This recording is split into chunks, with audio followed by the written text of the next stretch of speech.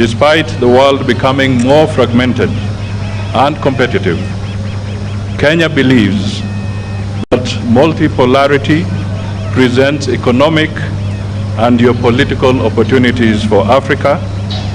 Therefore, a whole of AU strategic approach to the emerging world will enable member states to project a common voice on global matters of consequence and enhance Africa's bargaining power for mutual benefit.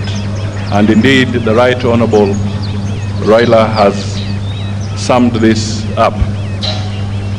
Therefore, for the continent to speak and act as one, the African Union Commission Chair the African Union will have to be more proactive and strategic in overcoming the persistent challenges that beset the African Union, namely funding shortages, logistical inadequacies, and the cyclic nature of conflicts.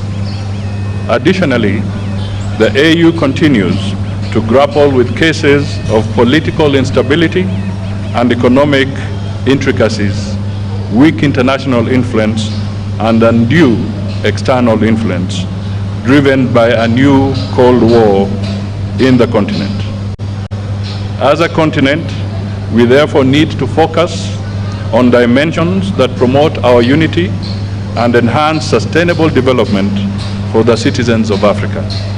This will include infrastructural connectivity, and he has spoken briefly to that aspect from his previous assignment, reduction in costs of doing business in the continent, accelerating the realization of the visa-free program, and promoting a common language for Africa. Also important is environmental protection of the climate,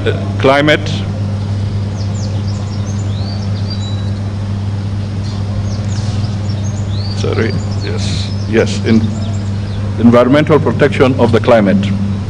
The continent should work in one voice to campaign for reforms of the international organizations and global financial institutions. The AU should be represented on the strategic international institutions, including membership to co-decision-making organs of the UN. We shall promote functional non-alignment that strategically seeks to establish mutually beneficial relationships globally. I may just want to emphasize here that the chairman of the AU Commission also holds the seat for Africa on the G20 forum. Ladies and gentlemen, the candidate, Honorable Raila Odinga, is a renowned champion of Think Africa above all. As per the AU values and inherently motivated by the AU vision, an integrated, prosperous, and peaceful Africa driven by its citizens and representing a dynamic force in the global arena. Our continental body should increase Pan-African awareness among a critical mass of citizens and promote the Africanization of our elites to proudly contribute to Africa's development goals and discourses.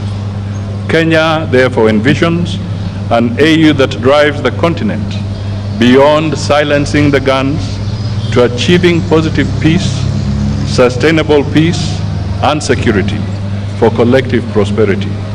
We have a long experience of supporting the AU and regional bodies, as well as bilateral engagements to foster peace and security regionally and globally.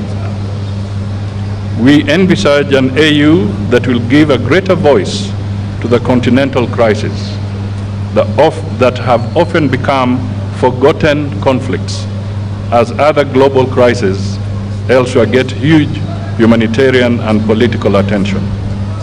As a government and a country, we wish the Right Honorable Raila Odinga God's speed in this noble endeavor for the continent. God bless Kenya and God bless Africa. Asanteni sana.